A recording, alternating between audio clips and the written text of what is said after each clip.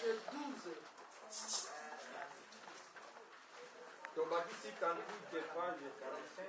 Page 12, Page 12. 45. Jésus revient, alléluia. Jésus revient, alléluia. Seras-tu prêt quand il viendra? Alléluia, alléluia. Jésus revient. Jésus revient, alléluia.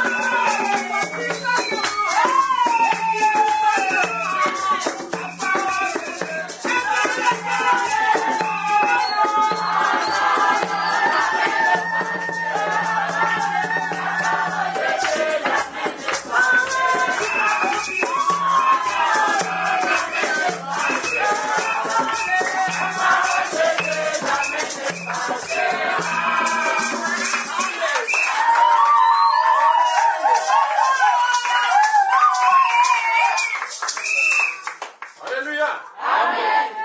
On a vraiment transpiré pour notre Dieu. Amen. Lui, il est content comme ça. Comme on avait dit auparavant, il est vraiment assis au milieu de toi. Comme nous venons de chanter comme ça, tout problème que toi tu avais, le Seigneur déjà a signé. Amen. Amen. Donc, de la part de l'Éternel, lui, il veut que seulement l'homme puisse le dire. Ainsi, nous allons regarder dans le livre de l'Apocalypse.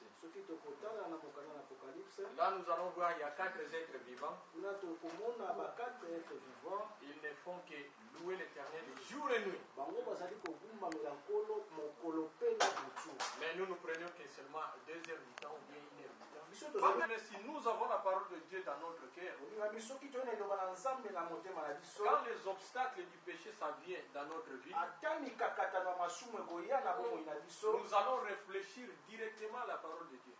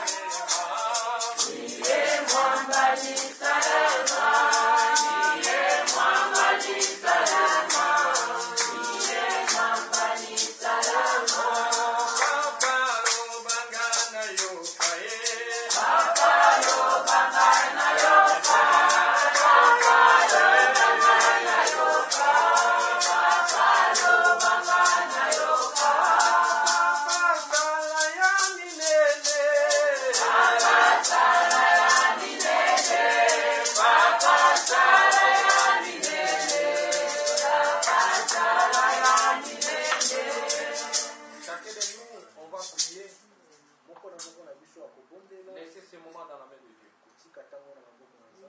Laissez aussi l'homme de Dieu qui va nous prêcher. Tout ce qu'il va nous prêcher, que ça soit ainsi dit l'Éternel. Prions tous.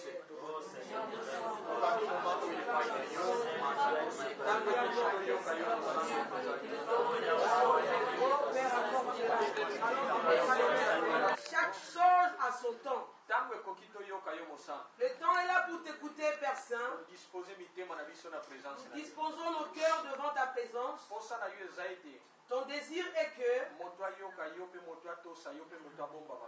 l'homme puisse t'écouter, qu'il puisse aussi t'obéir et garder ta parole. Ta parole dit ceci. Heureux ceux qui écoutent ta parole, qui gardent cette parole qu'ils ont écoutée et qui la mettent par la suite en pratique. Nous voulons écouter ta parole, Dieu. Chaque cœur, nous te présentons cela. Tout ce qui est de l'incrédulité, de manquer l'obéissance à la parole de Dieu. Écouter la parole de Dieu, en peu de temps cela disparaît. Amen. Amen. On laisse la place à notre papa. Nous allons aussi demander à toute personne qui ont le téléphone. S'il te plaît, on va mettre quand même en vibration. Ou bien on peut fermer ça. Et après, nous allons préparer nos feuilles et nos Bibles pour écrire, pour mentionner ce que l'Éternel va nous parler. Amen. Amen. Quand l'homme de Dieu il passe ici devant, on va applaudir notre Dieu.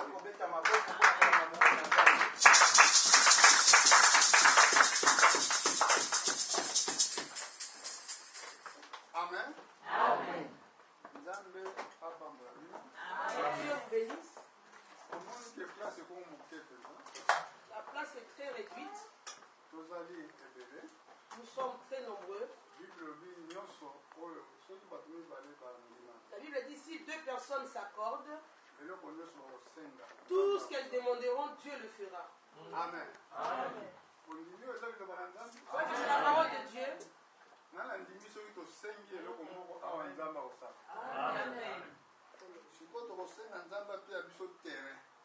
demandons à Dieu qu'il nous dispose pour nous un terrain. Moi, je crois que nous pouvons l'avoir. Ce terrain-là, c'est lui qui doit l'acheter, c'est toi. Maintenant, toi, tu n'as pas de travail. Tu ne travailles pas. D'où viendra l'argent?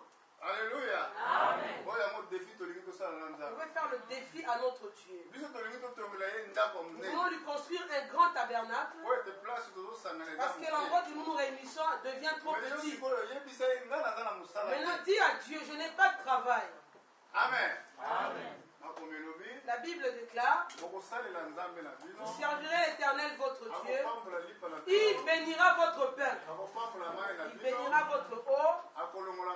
Il mettra la maladie comme en vous, ça sera éloigné.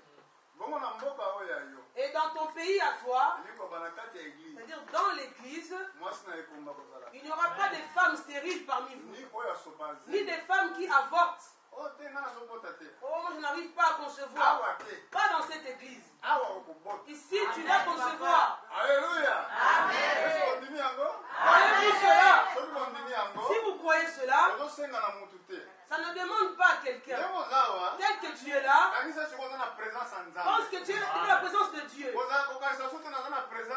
je suis là devant quelqu'un, si tu me connais tant que frère Philippe, ne me prends plus de cette façon-là. En ce moment-là, tous, nous sommes devant le grand Dieu. Il faut lui dire maintenant tout ce qu'on a comme difficulté dans l'assemblée. Dieu va faire. Beaucoup ne sont pas venus aujourd'hui. Si tous étaient là, d'autres seront debout. Levons nos mains en l'air. Demande avec foi. Dieu fera au travers de toi, il changera ton travail. Il transformera ta vie, ta maison. Il transformera ta vie. Toi, tu n'as pas d'argent. Mais crois cette parole. Tu sortiras l'argent, tu sortiras tout. Alléluia, amen. Amen. Alléluia. Amen. Alléluia. Amen. Alléluia. Amen.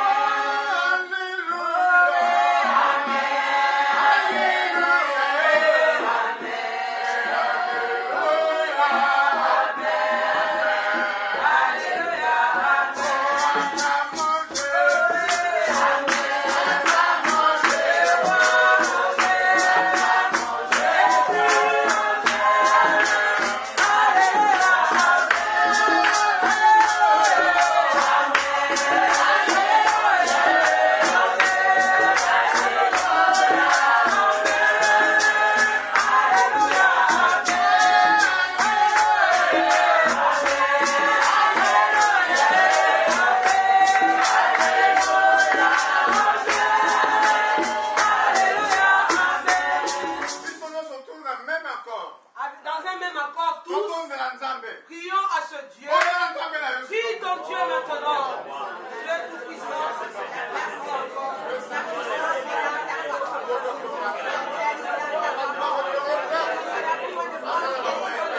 Seigneur, tu es aux cieux. Tu ne changes pas. Tu es le même. Aujourd'hui, hier et éternellement. Seigneur, dans le pays, il y avait la veuve de Sarepta. C'était une veuve qui manquait les moyens financiers. Elle n'avait même rien à manger. Je sais que la puissance de Dieu est parmi nous. Si toi tu ne crois pas, moi je crois. Parce que tout ce que nous faisons ici, avant que ça se fasse, Dieu nous montre. Amen. Amen. Ça, si tu crois, on va acheter une parcelle. On ne veut pas louer des salles chez les gens. Ça doit être notre salle à nous-mêmes. Amen. Si Dieu t'accorde un pays, il t'accorde tout. Tu dois posséder Vierzon. On a possédé non seulement Vierzon, on possède toute la France. Et on possédera tout partout. La parole de Dieu a dit cela. Amen. Amen. Je voulais parler au peuple de Dieu.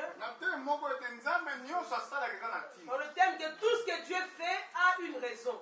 Amen. Amen. Amen. L'amen devient quoi?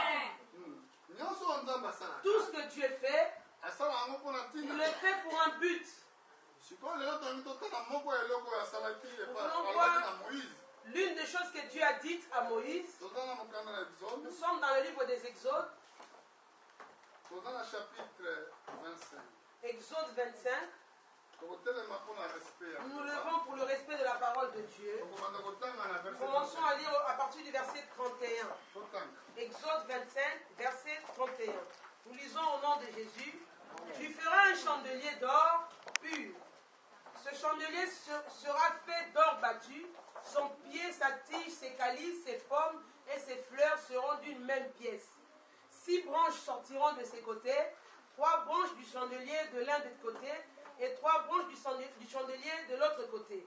Il y aura sur une branche 3 calices en forme d'amande avec pommes et fleurs. Et sur une autre branche 3 calices en forme d'amande avec pommes et fleurs. Il en sera de même pour les 6 branches sortant du chandelier. À la tige du chandelier, il y aura 4 calices en forme d'amande avec fleurs, pommes et leurs fleurs. Il y aura une pomme sous 2 des branches sortant de la tige du chandelier, une pomme sous 2 autres branches et une pomme sous 2 autres branches. Et il en sera de même pour les 6 branches sortant du chandelier. Les pommes et les branches du chandelier seront d'une même pièce. Il sera tout entier d'or battu et d'or pur. Tu feras ces 7 lampes qui seront placées dessus, de manière à éclairer en face. Ces mouchettes et ces vases à cendre seront d'or pur. On employera un talent d'or pur pour faire le chandelier avec tous les ustensiles. Regarde et fais d'après le modèle qui t'est montré sur la montagne. Amen. Amen. Asseyons-nous. Dieu demande de faire un chandelier d'or.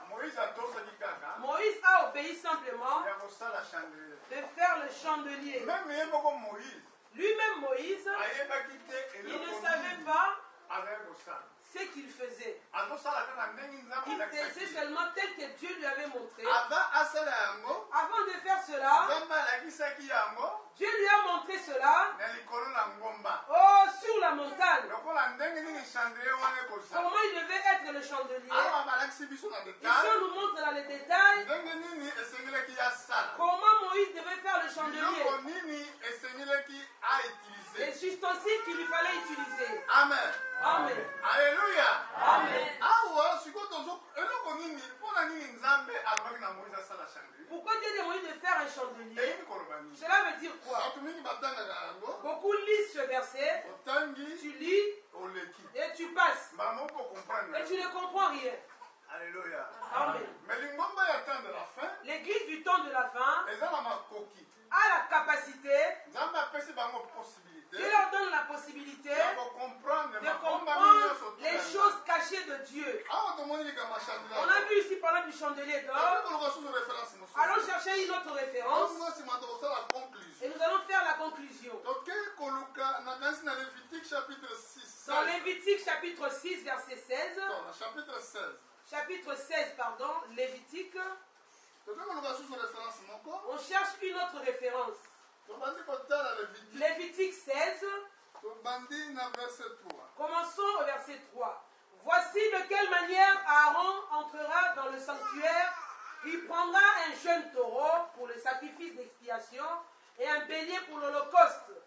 Il se revêtira de la tunique sacrée de lin et portera sur son corps des caleçons de lin.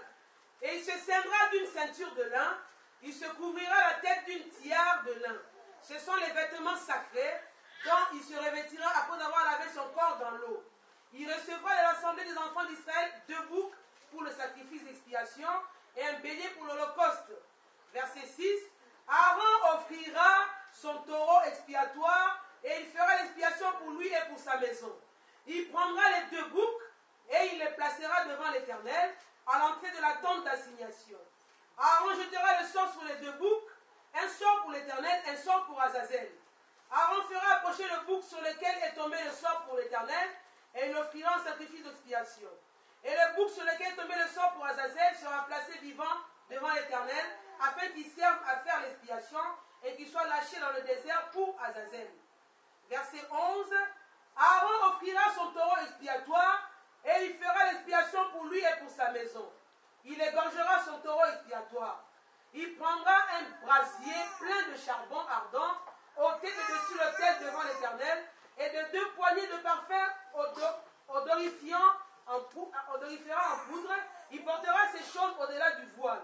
Il mettra le parfum sur le feu devant l'Éternel, afin que la nuée du parfum couvre le propitiatoire qui est sur le montagne. Et il ne mourra point. Verset 14. Il prendra du sang du taureau et il fera l'aspersion avec son doigt sur le devant du propitiatoire vers l'Orient. Il fera avec son doigt 7 fois l'aspersion du sang devant le propitiatoire. Amen. Amen. Tu continues la lecture à la maison. Je voulais te bref pour mélanger ces 2 choses. Dans les choses de faire 7 chandeliers d'or. Le chandelier doit avoir seulement une tige. Et sur ses côtés, ça sortira 3 tiges à gauche, 3 tiges à droite. Nous qui lisons ces choses, on ne comprend même pas cela. Moïse qui avait fait cela n'avait rien compris non plus. Mais il avait seulement obéi à la voix de Dieu.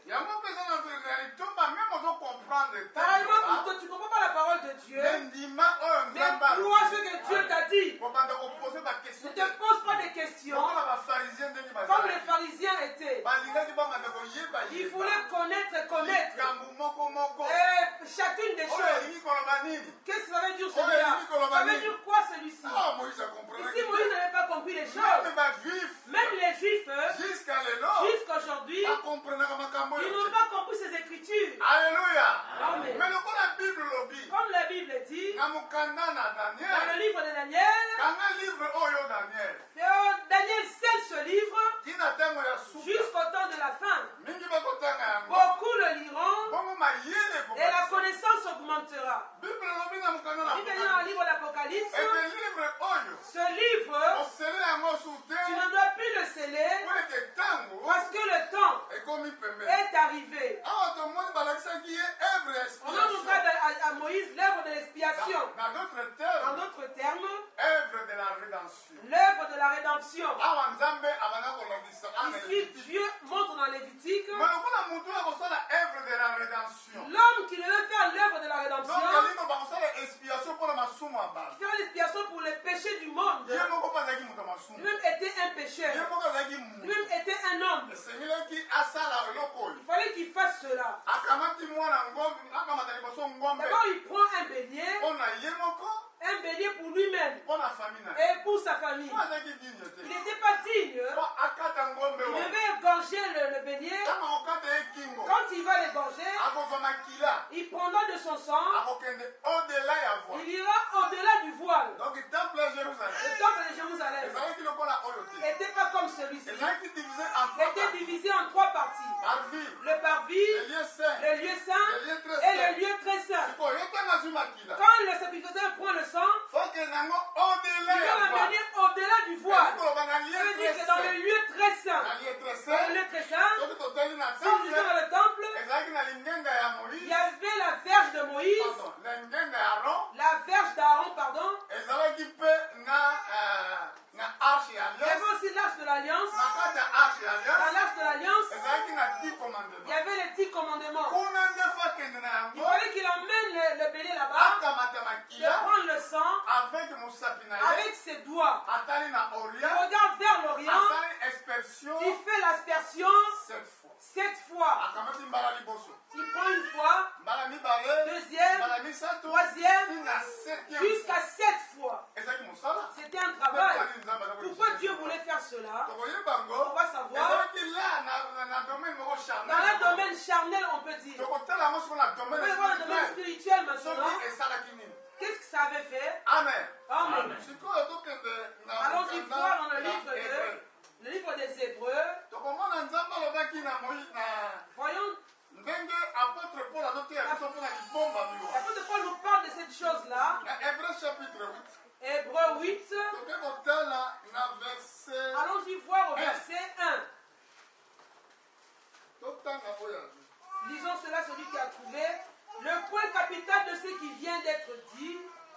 que nous avons un tel souverain sacrificateur qui s'est assis à la droite du trône de la majesté divine dans les cieux, comme ministre du sanctuaire et du véritable tabernacle qui a été dressé par le Seigneur et non par un homme. Tout souverain sacrificateur est établi pour présenter des offrandes et des sacrifices. Il est donc nécessaire que celui qui ait aussi quelque chose à présenter, s'il était sur la terre, il ne serait même pas sacrificateur, puisque là sont ceux qui présentent les offrandes selon la loi. Ils célèbrent un culte, image et ombre des choses célestes, comme Moïse en fut divinement averti lorsqu'il allait construire le tabernacle. Et soin lui fut-il dit de tout faire d'après le modèle qui t'est montré sur la montagne. Alléluia. Amen. Alléluia. Amen. Aaron était un souverain sacrificateur. Son travail était, il doit faire l'expiation pour le péché de l'humanité. L'expiation veut dire quoi? C'est-à-dire que tes péchés ont été expiés. C'est-à dire que tu n'as plus de péché. Et retiens la chose. Tes péchés ont été tous pardonnés. Amen. Amen. Satan te dit tu es un pécheur toi. Tu n'as pas encore reçu ton baptême. Tu dois le prendre. Tu n'as pas encore accompli la parole de Dieu. Accompli la parole de Dieu. Parce que cette parole doit devenir vie dans ta vie. Le diable, il doit savoir que le péché du monde entier a été expié il y a 2000 ans à la croix du calvaire. En cette époque-là, Jésus n'était pas encore venu. En attendant l'œuvre de la rédemption, Dieu avait montré à Moïse comment il lui fallait faire pour que le péché de l'humanité soit expié. Alléluia. Quand il amène d'abord le taureau pour lui, expiation pour ses propres péchés, lui n'était pas digne, Aaron. Amen. Amen. Il fait l'expiation pour lui. Après, il prendra 2 boucs. On parle de Lévitique 16. Il va jeter un sort. Quand il mettra un sort, il choisira l'un des 2 boucs pour l'expiation. Le bouc était l'image de Jésus. Maintenant, le bouc, on va confesser le péché sur lui. On dira tout le péché sur le bouc. Les enfants d'Israël ont commis, les enfants d'Israël ont volé, ils ont tué, ils ont fait tous les péchés. Le coupable sera le bouc. Amen. Avez-vous suivi cela? Le coupable, le péché de l'être humain, on mettra tout sur le bouc. Alors que le bouc, il n'a rien commis de péché. Il n'a rien fait de mal. C'est pas pourquoi on devait le tuer. Mais Dieu a compté le péché de l'humanité sur le bouc. Après, on va l'égorger. En l'égorgeant, on prend le sang du bouc au-delà du voile. On fait l'expiation pour le péché du peuple. Pendant 7 fois, il mettra l'expiation par ses doigts. On prend notre bouc qui est resté.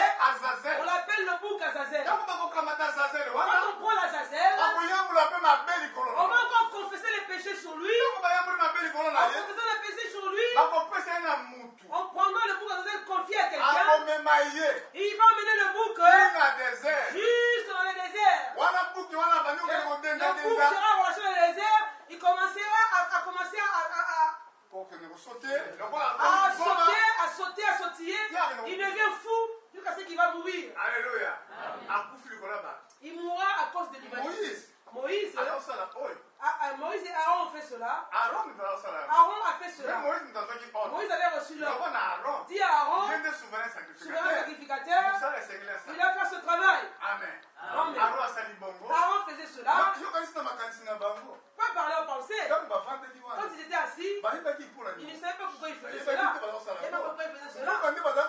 ils annonçaient l'œuvre de l'expiation, l'œuvre de la rédemption. Ce qu'Aaron faisait, c'est que Jésus aussi avait fait. Jésus lui-même, il était le bouc pour l'expiation.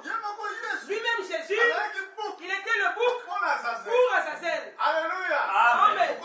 Ce jour-là, à la croix à Gethsemane, il a revêtu tous les péchés de l'humanité. Son Jésus a été transformé. On s'est mis devant Barabbas. Le monde entier a condamné Jésus. Ils ont dit crucifiez Jésus, libérez Barabbas. Pourquoi? Parce que Jésus, à ce moment-là, était devenu Azazel. Il a pris le péché de Barabbas. On ne peut pas condamner encore Barabbas. Amen. Amen. Barabbas, à ce moment-là, était devenu sans péché.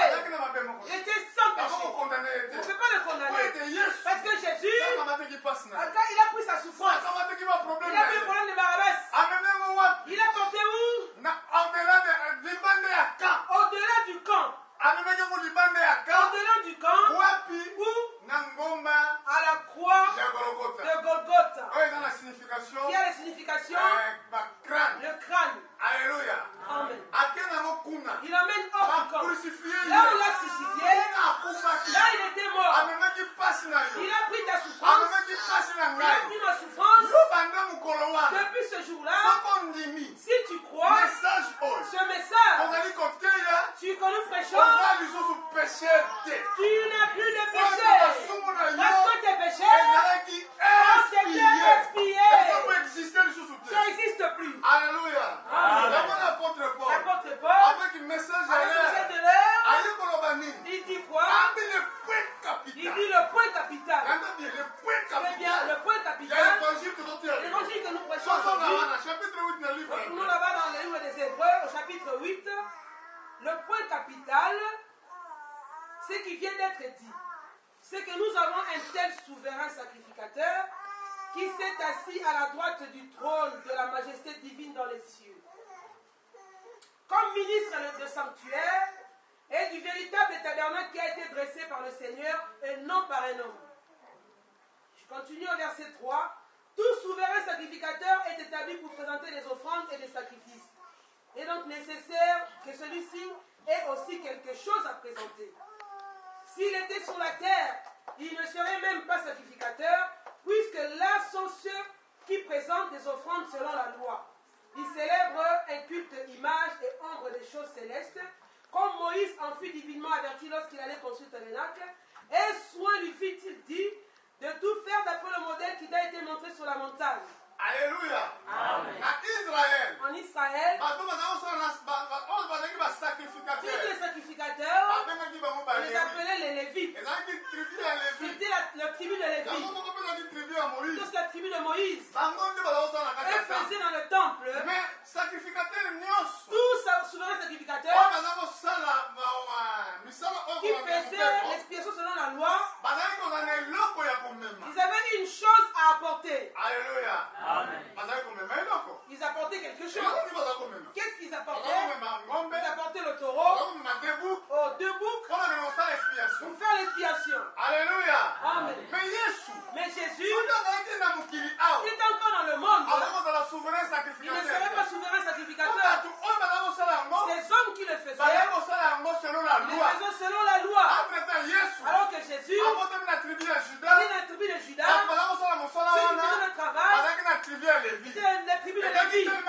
C'était contradictoire. Parce que Jésus est souverain sacrificateur, pas dans le monde, mais dans le ciel. Il est maintenant dans le temple du ciel. Le temple le plus parfait. Dieu avait montré à Moïse, sur la montagne. Il a dit à Moïse,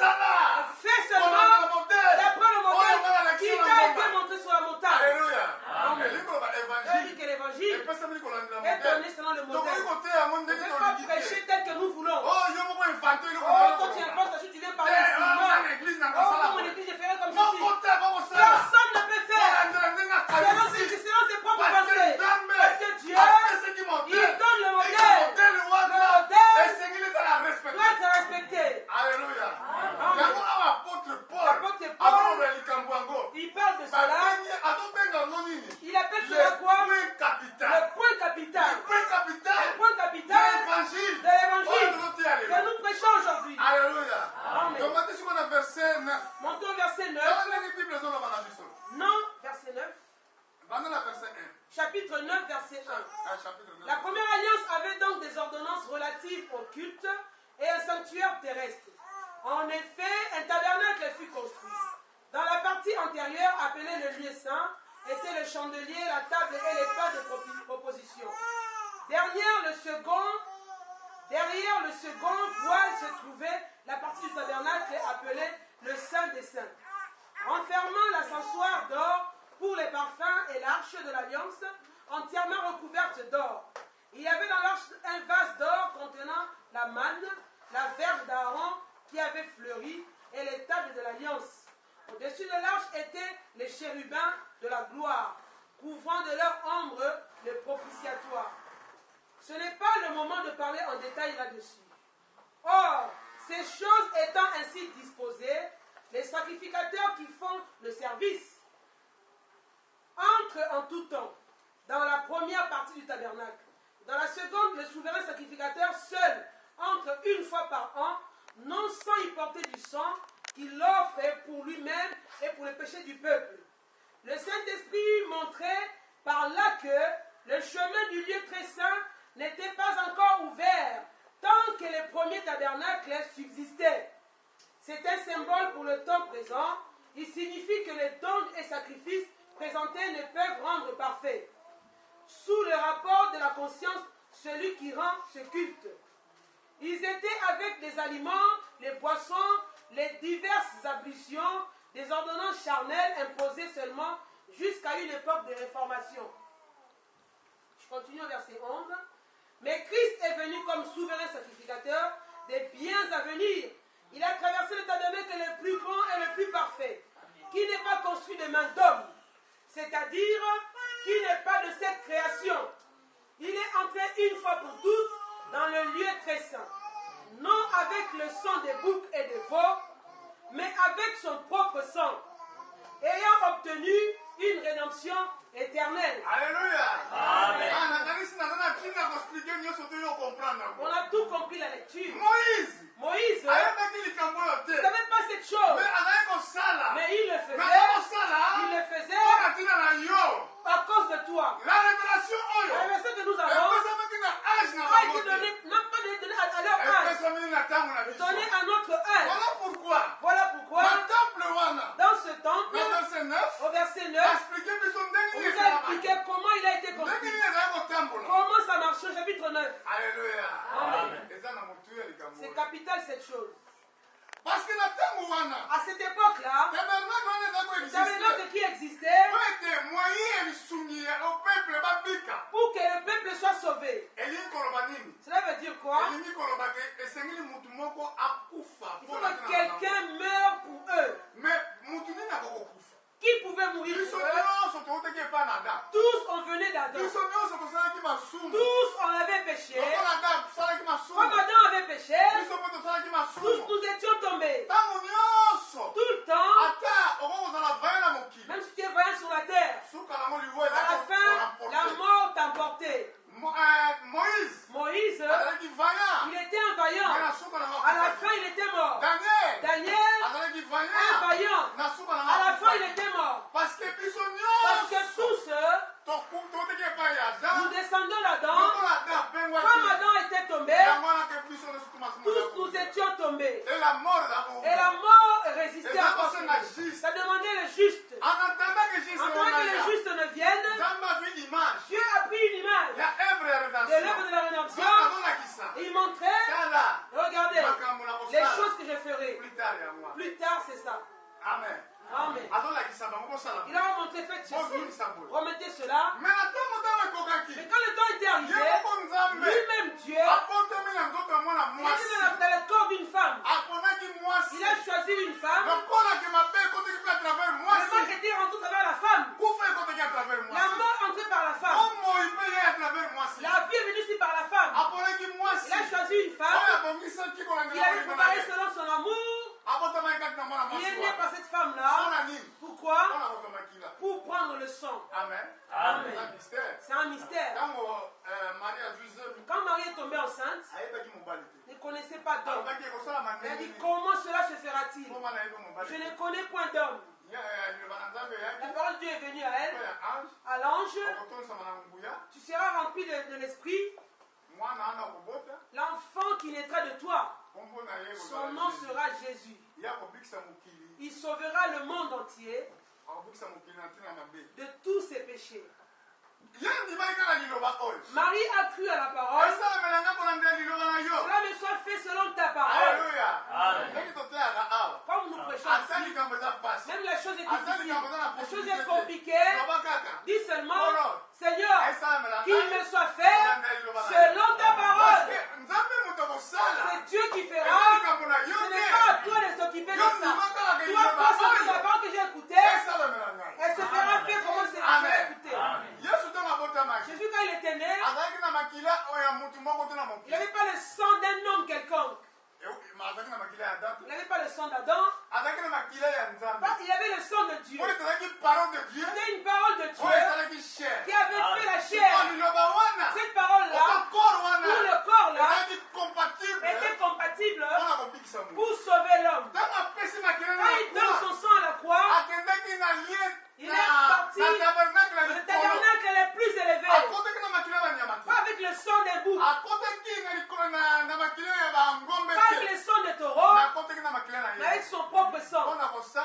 Pour faire la rédemption éternelle. Si Dieu te sauve, tu es sauvé pour toujours. Amen. Si tu es sauvé, tu es sauvé pour toujours. On commet des erreurs dans la vie. C'est vrai, chacun commet des erreurs dans sa vie. Mais ça ne peut pas empêcher la vie éternelle pour toi. Jean a dit, petits enfants, ne commets pas le mal. Si quelqu'un a péché, vous avez un avocat auprès du Père. Le juste Jésus. Lui-même qui est la victime. On voit comment c'est marqué. 1 Jean 2. Mes petits enfants, je vous écris ces choses afin que vous ne péchiez point. Et si quelqu'un a péché, nous avons un avocat auprès du Père, Jésus-Christ le juste. Il est lui-même une victime expiatoire pour nos péchés. Non seulement pour les nôtres, mais pour ceux du monde entier. La victime expiatoire est avec les taureaux qui étaient victimes expiatoires. Mais Jésus est une victime expiatoire pour toi. Mais l'apôtre Jean, il ne commettait pas le mal. Un enfant fait des erreurs dans la maison, c'est pareil. Quand un enfant commet une erreur, tu ne vas pas le tuer. Mais ce n'est pas mon enfant. Pourquoi l'enfant fait dans sa couche? Tu n'es plus mon enfant, tu as sali ta couche. C'est ça l'échelle. Mais toi, la mère, tu as la responsabilité d'essuyer l'enfant de sa couche. Pareillement, Dieu a la responsabilité de nous enseigner que nous soyons parfaits. Quand nous venons enseigner la parole de Dieu pour être parfaits. Quand nous mourons, nous laissons ce corps. On obtient notre corps. Le corps de gloire. Ce corps-là, il régnera avec le Seigneur en éternité. La Bible dit, petits enfants, ne péchez pas. Si quelqu'un a péché, nous avons un avocat. Remarquez. Jésus, il est pas seulement sacrificateur, mais il est aussi un avocat. Qu'est-ce que l'avocat fait comme travail? L'avocat, son travail, c'est de parler pour quelqu'un quand la personne est condamnée. Regardez l'amour de Dieu. Il est avocat. Quand on te condamne, quand on veut te condamner, lui il vient dire, oh moi Jésus, j'ai payé le prix pour lui. Moi Jésus, je suis mort pour lui. Aie pitié de lui. Ne lui compte plus les péchés. L'apôtre Paul dit, Qui condamnera les élus de Dieu? Alléluia. Toi, tu as peur de Satan. Qui, dans ce monde, peut condamner les élus de Dieu? C'est-à-dire que ceux que Dieu a choisis, c'est que Jésus est mort pour eux, qui par ses pensées peut les condamner. Oh, toi, tu iras en enfer. Toi, tu ne rateras pas. Alléluia. Il n'est pas là. Comme nous sommes sauvés, on est sauvés pour toujours. Ou tu es prédestiné, ou tu ne l'es pas. Si tu es prédestiné, tu n'es pas prédestiné. Si tu n'es pas prédestiné, tu n'entreras pas au ciel. Même si tu fais des efforts. Mais si tu es prédestiné de Dieu, même au temps de la fin, un petit coup qui te reste, avant de mourir, Jésus viendra. Il viendra te sauver. Qui vit par le monde, pas pour toi-même. Tu fais des efforts. Je vais faire ça. Non. On vit pour Dieu. Nos jours sont contrôlés. Nos jours, Dieu les connaît. C'est pour cela, comme on a reçu grâce ce matin, de prêcher l'évangile, on a prêché selon le modèle qui a été montré sur la montagne. Le modèle c'était quoi? Le modèle c'était Christ. Lui qui avait dit, détruisez ce temple, je le reconstruirai en 3 jours. Le temple qu'on a montré à Moïse, c'était Christ. Alléluia. Amen. L'apôtre Paul, dans le livre de 2 Corinthiens, ou 1 Corinthien, je ne me trompe pas, aux 2 Corinthiens, je pense. Si je ne me trompe pas, je m'en vais dans 1 Corinthiens premièrement. Chapitre 15, 1 Corinthiens 15. Commençons au verset 1. Je vous rappelle, frères, l'évangile que je vous ai annoncé, que vous avez reçu, par lequel vous avez persévéré, et par lequel vous êtes sauvés. Si vous le retenez dans les termes où je vous l'ai annoncé. Autrement, vous auriez cru, mais en vain. Écoutez le monde. La Bible dit ceci. Je vous rappelle, frère. C'est une lettre de rappel. Je vous rappelle, frère. L'évangile que je vous ai annoncé, dans lequel vous avez reçu, que vous avez reçu, dans lequel vous persévérez, et par lequel vous êtes sauvés, si vous le retenez, dans les termes où je vous l'ai annoncé, autrement, vous auriez cru, c'est vrai, mais vous croyez enfin. Alléluia. Si les hommes, par leur intelligence, ils laissent les modèles de l'évangile, pour prendre notre évangile, ils sont condamnés, ils sont perdus. Ce n'est pas moi qui le dis, mais Paul l'a dit. Paul était qui? L'apôtre des païens. Nous aussi aujourd'hui, nous sommes envoyés des païens pour prêcher au temps de la fin la véritable évangile. Amen. Véritable évangile, c'était quoi? Jésus-Christ, c'est lui qui était mort pour toi. Tes péchés ont été expiés. Si le diable, il te dit encore, oh tu es pécheur, dis-lui non, je suis pécheur, sauvé par la grâce. Je suis sauvé par la grâce. C'est pas que j'ai mérité, c'était pas digne, mais Jésus m'a vu, il a dit que il doit mourir pour moi, je ne sois plus condamné. C'est pour ça qu'il est l'avocat, ça il peut parler pour toi, mais seulement si tu le crois. Alléluia.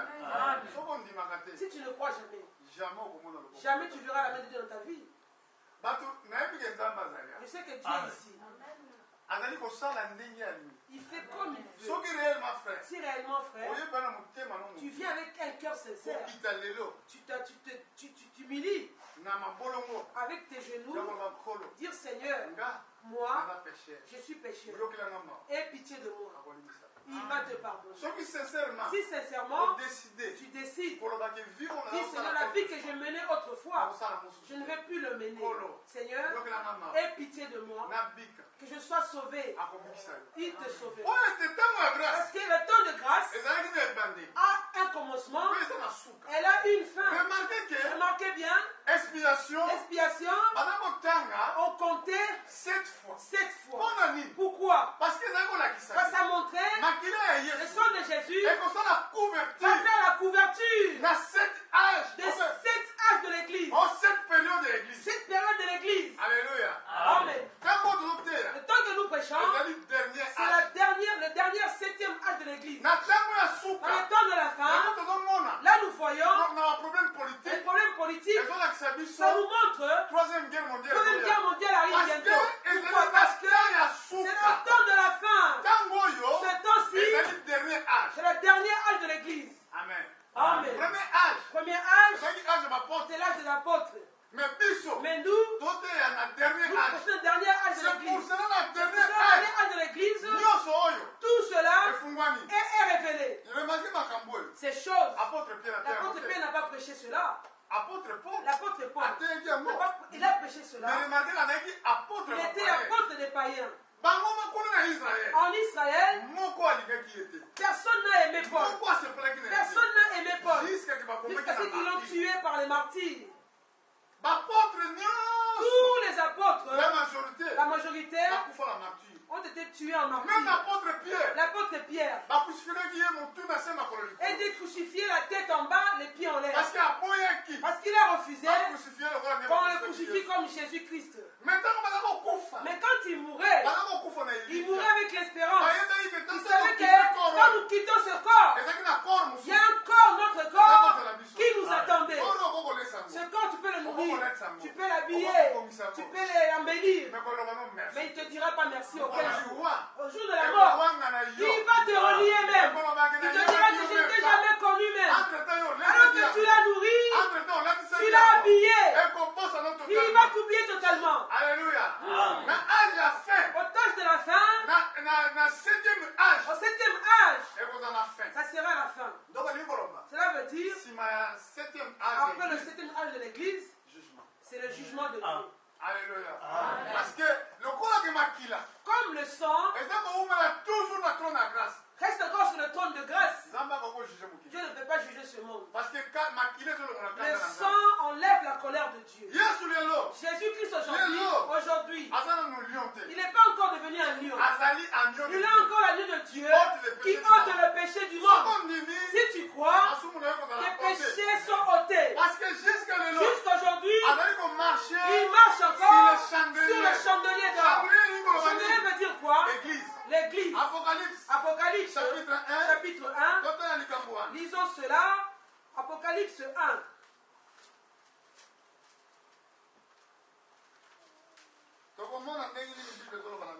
Qu'est-ce que la Bible nous dit là-bas? Apocalypse 1.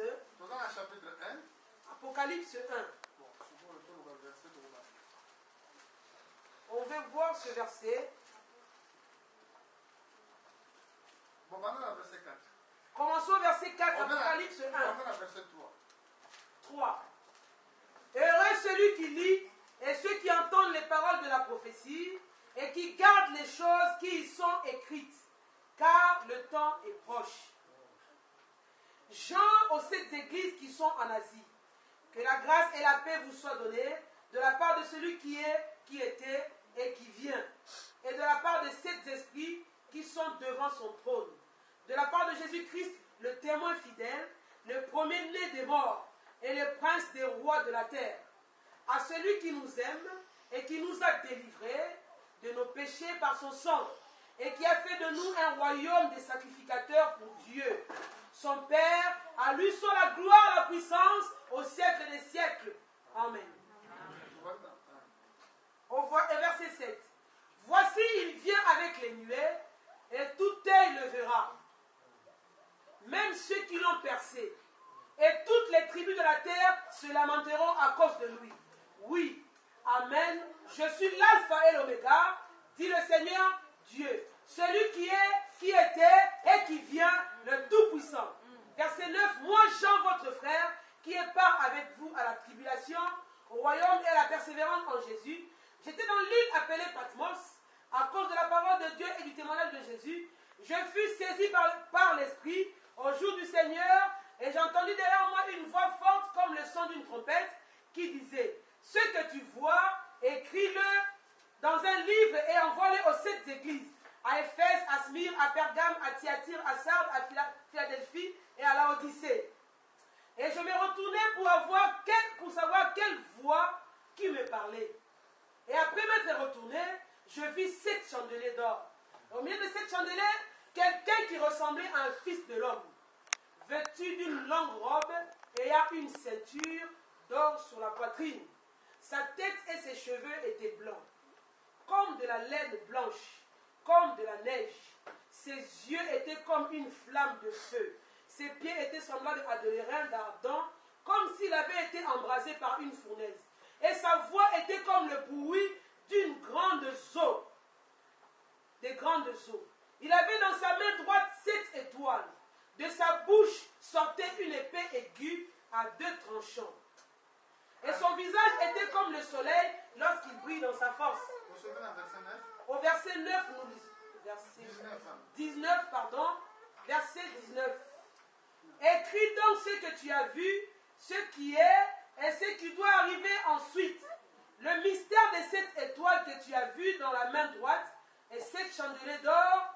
Les 7 étoiles sont les anges des 7 églises. Et les 7 chandeliers sont les 7 églises. Alléluia. Même Moïse. C'est pour cela là-bas dans Lévitique, Moïse, Dieu a dit à Moïse de dire à Aaron,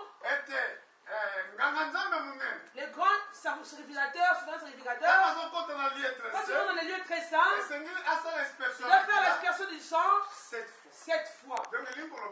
Cela montrait 7 âges ou 7 périodes. Et le sang de Jésus fait la couverture. Ici on a vu au verset 19, on nous a dit ici, le mystère. Au verset 19, le mystère des 7 étoiles que tu as vu dans la main droite. C'était les 7 anges. 7 anges. Les 7 anges. Ce sont des anges terrestres. Des serviteurs de Dieu. Ce qui veut dire le mot ange? Envoyé de Dieu. Alléluia. Amen. L'apôtre Pierre était un envoyé. Le premier âge de l'église. Mais en notre temps, Dieu a envoyé un ange pour montrer le mystère, les choses qui étaient cachées pour le peuple de Dieu. Alléluia. Amen. Les 7 chandeliers sont les 7 églises. Pas l'église que nous bâtissons. L'église, c'est le corps mystique de Christ. Donc, dans les 7 âges, dans chaque église, il y avait des problèmes. Il y avait des difficultés. Si on rentre dans chaque église ici, il y avait des problèmes dans chaque église. Mais ce qui nous concerne, c'est notre dernier âge. Notre âge, c'est l'âge du dernier âge. Pourquoi? La vie d'Israël restaurée. Amen. Entre-temps, Israël, alors qu'Israël, quand Jésus est monté au ciel en l'an 70, Israël était détruit. Israël n'existait plus dans la carte mondiale. Israël est redevenu un pays en notre génération. En 1948, Israël est devenu indépendant. Israël est devenu indépendant. On vit les prophéties de Zacharie. La terre est partagée. Les pays ont haï Israël. Le monde entier est Israël. Alléluia. Amen. Israël est la protection par les Américains qui protègent Israël. Les Américains lâchent Israël. Israël sera attaqué facilement. Le temps de la fin, avant la Troisième Guerre mondiale ne vienne. Même les Américains abandonneront Israël. Même les Américains bombarderont Israël. Alléluia. Amen. Tous les pays alentours vont se réunir avec la Russie au temps de la fin pour attaquer Israël. Avant que cela n'arrive, l'Église Dieu vivant sera déjà enlevée. L'enlèvement aura lieu. Tous les enfants de Dieu seront gardés. Parce que cette guerre-là, utiliseront les armes chimiques qui détruiront le monde. Amen. Nous sommes au temps de la fin. Nous, l'Église du temps de la fin, nous sommes par notre intelligence. Tu ne pourras pas connaître ces choses. Par les Écritures, tu comprendras. Alléluia. Quand Israël n'existait pas encore, est-ce que la terre était partagée? Il n'y avait pas de partage. Là, je parle de Joël 3. Quand Israël n'existait pas encore comme un pays, en 1948, Israël est redevenu un pays. Les Palestiniens, ce ne sont pas les ennemis d'aujourd'hui. Les ennemis d'ancien temps. Ils prient leur dieu poisson. Le dieu qui s'appelle Dagon. Alléluia. Leur dieu, c'est les sirènes. Leur dieu. Et ils disent que les seuls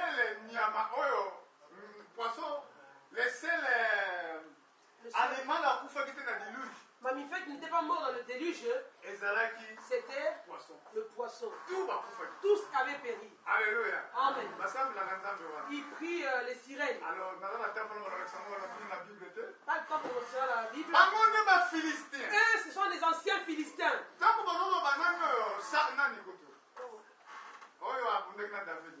on parle de Goliath, il était un Philistin. Parce que selon la Bible, Gaza, c'était la seule ville où Josué n'a pas pu conquérir. Aujourd'hui, qui c'est qui est dans Gaza? Les Palestiniens. C'est eux là, au temps de Josué, ils ont menti à Josué. Ils ont dit à Josué, nous sommes un peuple, nous venons de loin, on a appris parler de vous, on signe avec vous un contrat pour la paix. Maintenant Josué, l'erreur qu'il avait faite, il n'a pas demandé à Dieu si ces hommes-là étaient réellement des amis de près ou de loin. Josué a signé avec eux un accord au nom de Dieu. Quand il a fait cela, Dieu a dit à Josué, tu as fait une grosse erreur. Tu ne m'as pas demandé, voilà ces hommes-là, que tu as fait accord avec eux, ils seront avec vous ennemis toute votre vie. Quand Israël écoutait cela, ils sont tombés par terre et se pleurent. C'était trop tard. Frère, sœur, si tu fais un vœu à Dieu, accomplis cela. Regarde les Israélites. Israël, ils ont fait un vœu. Quand ils ont fait un vœu, ils ont fait des accords. Ils n'ont pas posé la question. Avant de faire l'accord, ou avant de te marier, tout ce que tu veux faire, demande à Dieu. C'est important. Dieu exauce dans la simplicité. Alléluia. Demande à Dieu, Seigneur, je vais faire quelque chose. Est-ce que c'est ta volonté? Si ce n'est pas ta volonté, permets que cela se fasse. Si ce n'est pas ta volonté, éloigne cela de moi. Dieu qui est vivant, il ne change pas. Il dit, si vous demandez une chose selon ma volonté, je l'accorderai. Je vous exaucerai. Dis à Dieu, dis-lui ton problème. Alléluia. Amen. Alors Israël, ils sont dans un état difficile. Le temple est détruit. Ils veulent construire le temple. Là où la temple doit être, ils ont, les Arabes ont placé leur mosquée. Cette mosquée-là devient l'endroit pour se chamailler. Les musulmans ont dit, c'est notre endroit. Deuxième place la plus sainte. La deuxième place la plus sainte pour nous. Après la Mecque, c'est Jérusalem. Alléluia. Amen. Israël a dit non, c'est notre endroit. C'est l'endroit. 4000 ans passés. 4000 ans passés. Celui qui a acheté l'endroit, c'était David. Mais oui, David a acheté cet endroit-là. Est-ce que le monde ne le sait pas? Le monde le sait. Que l'endroit-là, où ils avaient mis le temple, David l'avait acheté. Mais c'est pas comme il y avait une négociation. Politique. Le temple sera construit. L'église ne sera plus là. Nous, on doit avoir les yeux de voir, pas comme le monde. Sur les choses de Dieu comme le monde. Diable a emmené vraiment la distraction. Qu'est-ce qu'il fait comme distraction? À manger, se réjouir et de dormir. Amen. Beaucoup de gens, leur souci c'est quoi? Oh, qu'ils mangent, avoir une bonne maison, une bonne vie. Le souci de Dieu, pour nous, que vous rentrez au ciel. Il dit, cherchez là-bas le royaume des cieux. Tout ce qui vous reste, tu l'auras. Si tu cherches le royaume, tu auras tout ce qui manque. Arrête de suivre les choses du monde. Dieu ne t'oubliera jamais. Celui qui t'a donné la promesse, il est fidèle. Amen. Toi, tu penses pour tes enfants. Ils ne meurent pas de faim. Toi, enfant de Dieu, pourquoi tu vas mourir de faim? Il ne t'accordera pas pourquoi. Mets confiance en Dieu. Il t'accordera ce que tu désires. Si Dieu le veut, on continuera la prédication dans les jours à venir. On a laissé plusieurs traces. On ne peut pas tout dire. Ce qu'on a dit là, attache-toi à ça. Retiens cela. Si tu n'as pas tout compris, sur Internet, tu suivras tout mot à mot. Amen. Amen. Levons-nous. Remercions le Seigneur.